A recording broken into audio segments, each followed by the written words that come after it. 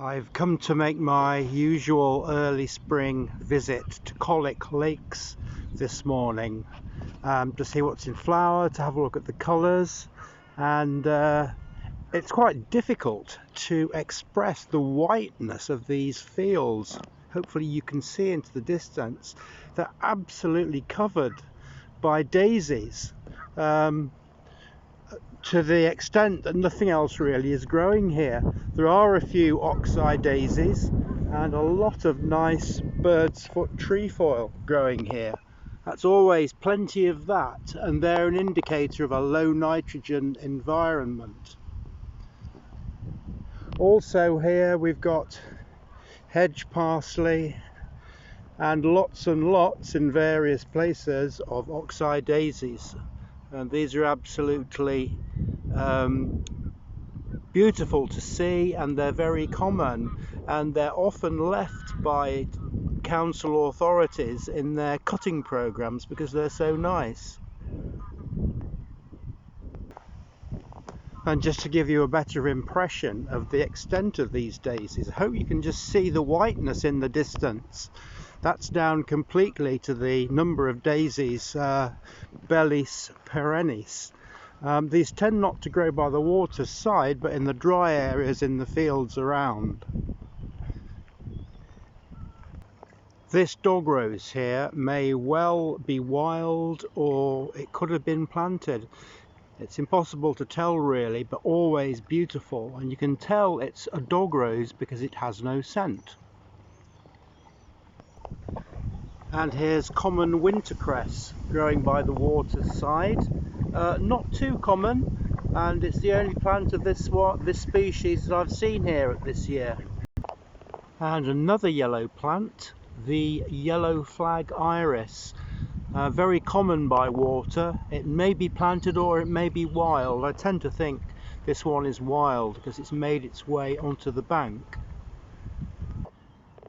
Common dogwood, known to people mainly because the stems turn red over winter, and it has quite a strong smell, quite pleasant in fact.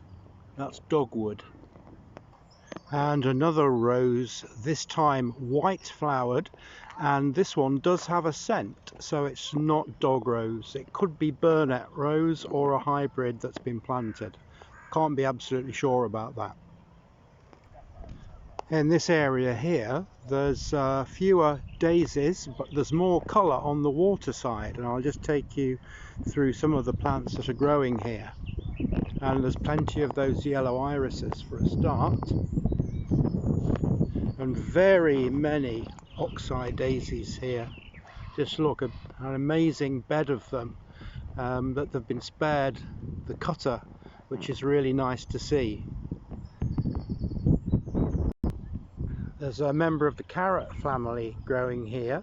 I'm not quite sure what it is, but when I get home I will have a look at the leaves and put the details on it below the video. And those flower umbels are really distinctive, so I think I should be able to identify this plant from that, though the leaves are too. And I'm just gonna smell the leaves. Yeah, they are quite aromatic. It's not Alexander's, and I don't think it's Angelica, so I'll just have to look this one up. And another common plant by the water, this is known as bittersweet, a member of the tomato family, believe it or not, and it has small red berries when the flowers die and the seeds ripen. I wouldn't recommend eating this plant though, it is toxic. So that's bittersweet. Here's a nice plant, Marsh Stitchwort I think, or it could be lesser Stitchwort. It's a cerastium closely related to the chickweeds, but of course it's by no means as common as the chickweeds. But you always find it growing in grass, and you have to be fairly eagle-eyed to spot it. So that's lesser Stitchwort. And here's a beautiful bed of colour. The purple of ground ivy mixed in with the silver leaves and yellow flowers of silverweed, and also daisies here. What a colourful combination, and not common in this site, but it's nice to see them all growing together. You can see how the purple of the ground ivy grows up into the distance there, and buttercups and bird's foot trefoil growing with it as well. These southern marsh orchids were found by me here last year, and they seem to have spread their range a little bit. There's one plant here, and I'll show you where the others are in a second. And there's another one here. It wasn't at this site last year, I'm pretty sure of that. Here we've got a bed of colour of purple leaved and flowered ground ivy mixed in with the blue of Germander speedwell. What a colour combination! And the interesting thing is about this ground ivy is that it creates a purple bed when it's growing in the open, and it's like it's a different vegetative form than the one that grows in woods, and it's shorter, and the flowers with the leaves smaller, and the flowers tend to be the same size, so the plant seems to be out of proportion. Here we go, the purple leaves and stems of ground ivy, and some meadow poppies growing here. This part of the site has been disturbed by building, but the poppies here, and they're surviving well. Always nice to see them, and they're always very colourful. That's Papaver species.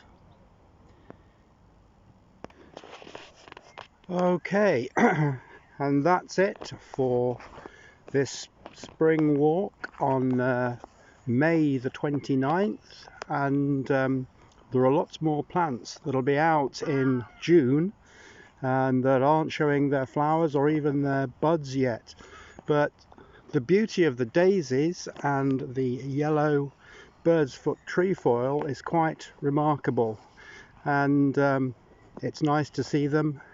Oh, and there's just one more plant that I can see that I'll show you before I sign off, and this is a very good example of white Campion, and it's Silene album, and there are only a couple of plants around here, so it's not particularly common, and but nice to see.